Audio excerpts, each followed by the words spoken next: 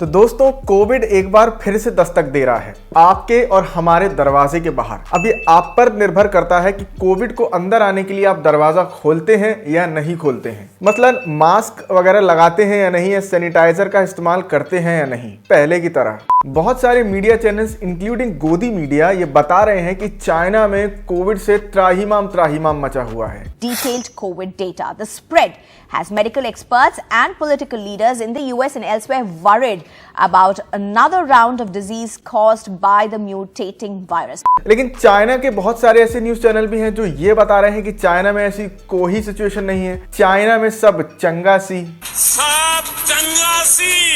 तो दोस्तों कोविड के नए वर्जन BF7 को लेके भारत में क्या हो रहा है, गोदी मीडिया में क्या क्या उल जलूल हरकतें चल रही हैं, इसके अलावा क्या क्या कर्मकांड हो रहे हैं, इसके बारे में वीडियो में आगे बात करेंगे। वीडियो को अंत तक जरूर देखें और चैनल को सब्सक्राइब पहले कर लें। करो ना भाई, क्यों नहीं कर रहे? तो दोस्तों दुनिया में या ये कहें चाइना में कोविड का एक नया वर्जन BF7 आ चुका है। दुर्भाग्यवश भारत में भी इसका एक केस वडोदरा में मिल चुका है। भारत में कोरोना का BF7 वेरिएंट मिला है।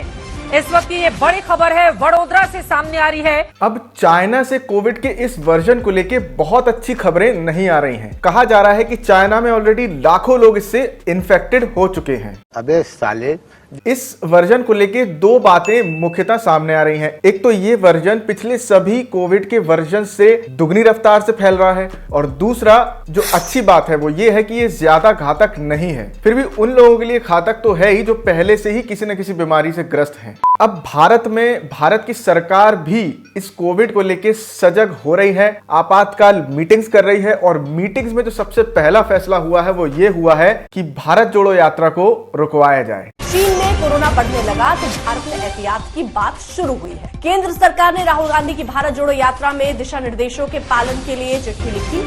हमारे union health minister Mansukh Mandaviya ने राजस्थान के मुख्यमंत्री अशोक गहलोत और राहुल गांधी जी को एक चिट्ठी लिखी है, जिसमें उन्होंने लिखा है कि या तो आप इसमें कोविड प्रोटोकॉल्स का पालन करें या फिर यात्रा को सस्पेंड कर दें। ये सब जो हुआ ये 21 तारीख को हुआ। 21 ही तारीख को दूसरी तरफ अमित मालविया भी एक ट्वीट करते हैं, जिसमें ये बताते हैं कि किस तरीके से बंगाल में बीजेपी की एक मैसिव रैली हुई है और उसमें हजारों की भीड़ आई है। खैर, कोविड अगर आ रहा है तो ना तो भाजपा, ना कांग्रेस और ना ही किसी भी पॉलिटिकल पार्टी की रैलीज नहीं होनी चाहिए। फिर से वैसी बेवकूफी नहीं होनी चाहिए जो पार्टीज ने बंगाल चुनाव के समय में करी थी, और उसके बाद सेकंड वेव में हमने तस्वीरें देखी ही थी कितनी खतरनाक आई थी। और ये कोविड आते ही गोदी मीडिया तो पागल हो जाता है, जबरदस्ती का लोगों के बीच में पैनिक फैलाना शुरू।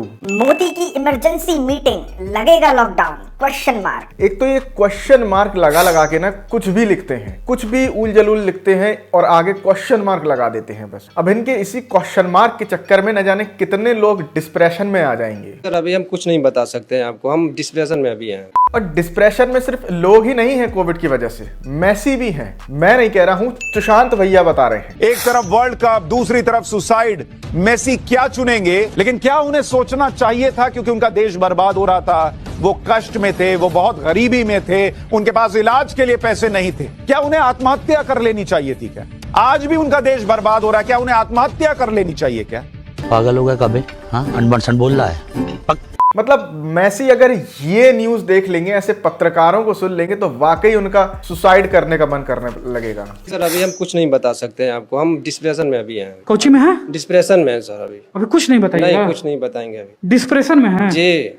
मतलब समझ नहीं आता है कि आदमी वाकई में इतना बेवकूफ हो सकता है, या फिर टीआरपी और पैसे की भूख उससे कुछ भी उल जलूल बुलवाती है। मतलब मैसी बी लाइक, मेरी बर्दाश्त की एक हद है, so please don't limit the cross.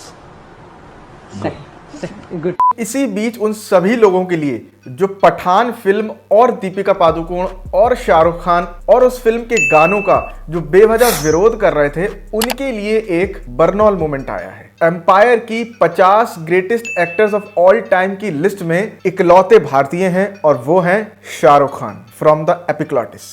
अब दोस्तों आगे बढ़ते हैं और बात करते हैं हिपोक्रेसी की, दोगलेपन की। वो जो रंग वंग वाली अभी थोड़े दिन पहले हिपोक्रेसी हुई, वो तो हमने देखी ही कि कैसे दीपिका और शाहरुख खान को टारगेट किया गया और कंगना रनौत, अक्षय कुमार, मनोज तिवारी, निरहुआ, रवि किशन, अनुपम खेर, सबको कैसे निगलेक्ट कर दिया गया। उससे पहले हमने पॉपुलेशन कंट्रोल बिल पर रवि किशन वाली हिपोक्रेसी देखी थी, अब मनोज तिवारी की हिपोक्रेसी आई है। तो संसद में तिवारी जी कह रहे हैं कि कुछ लोग हैं जो अल्कोहल को ग्लैमराइज कर रहे हैं।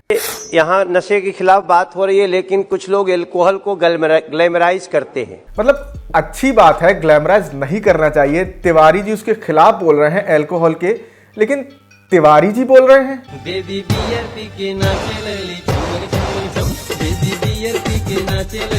अब यहाँ तो इनकी डबल हिपोक्रेसी है। अल्कोहल की भी बात कर रहे हैं और उसी में भगवा भी पहन रखा है। इनसे कोई सवाल नहीं होगा। खैर, दूसरी हिपोक्रेसी की तरफ आ जाते हैं। इंग्लिश की बात। राहुल गांधी जी ने अपनी एक सभा में कहा कि भाजपा के सभी नेता जहां भी जाते हैं अंग्रेजी के खिलाफ बात करते हैं, इंग्लिश के अगेंस्ट होते हैं, लेकिन उन सभी नेताओं के बच्चे इंग्लिश मीडियम स्कूल में ही पढ़ रहे हैं। उन्होंने कहा कि जैसे आप हिंदी पढ़ रहे हैं, मराठी पढ़ रहे हैं, वैसे आप इंग्लिश भी पढ़िए, क्योंकि जब आप अंतर्राष्ट्रीय पटल पे जाएंगे तो आपको अंग्रेजी की ही जरूरत पड़ेगी। हमारे विपक्ष के नेता जो हैं, बीजेपी के नेता हैं, जहां भी जाते हैं अंग्रेजी के खिलाफ बात करते हैं। स्कूलों में अंग्रेजी नहीं होनी चाहिए, बंगाली होनी चाहिए, हिंदी होनी चाहिए, मगर अंग्रेजी नहीं होनी चाहिए। कभी आप एक काम कीजिए, ये जो नेता कहते हैं कि अंग्रेजी नहीं होनी चाहिए, उनके पास जाइए, उनसे पूछिए, भैया आप ये बात तो अच्छी कर रहे हो, मगर आपका बेटा कौन से स्कूल में जाता है? क्या इंग्लिश मीडियम में जाता है? हाँ या ना? हाँ। इनके सारे के सारे बच्चे, अमित शाह जी से लेकर इनके सब चीफ मिनिस्टर के बच्चे, सब एमपी के बच्चे, सब एमएलए के बच्चे, सारे के सारे इंग्लिश मीडियम स्कूल में जाते हैं और भाषण देते हैं कि भैया अंग्रेजी किसी को बोलनी नहीं चाहिए।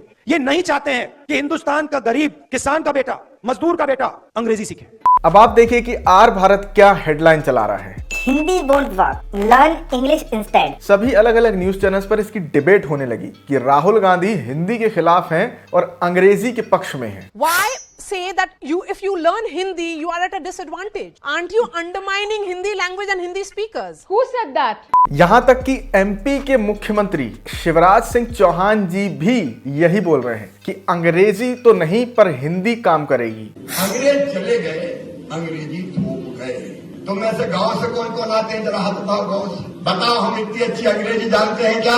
लेकिन अंग्रेजी नहीं जानते इसका मतलब ये नहीं है कि हम में बुद्धि नहीं है। अंग्रेजी कोई बुद्धि का पर्याय नहीं है। हिंदी को ऊपर रख रहे हैं, अंग्रेजी को नीचे रख रहे हैं। अच्छी बात है, रखना चाहिए, लेकिन फिर आपने अपने लड़के को पढ़ने के लिए लंदन क्यों भेजा? शिवराज सिंह चौहान।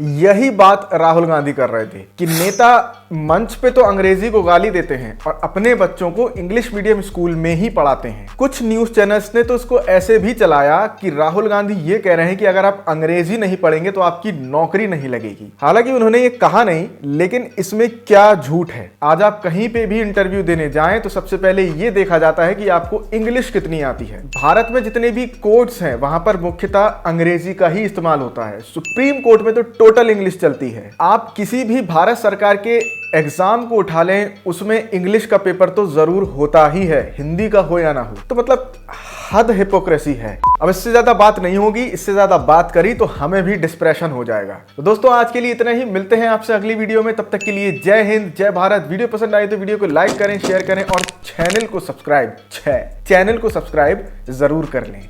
देखिए, एक तो बेसिक ट्रिक है, एक तो लाइक और शेयर ठोक दीजिए, महाकाल का लाइक और शेयर ठोक दीजिए।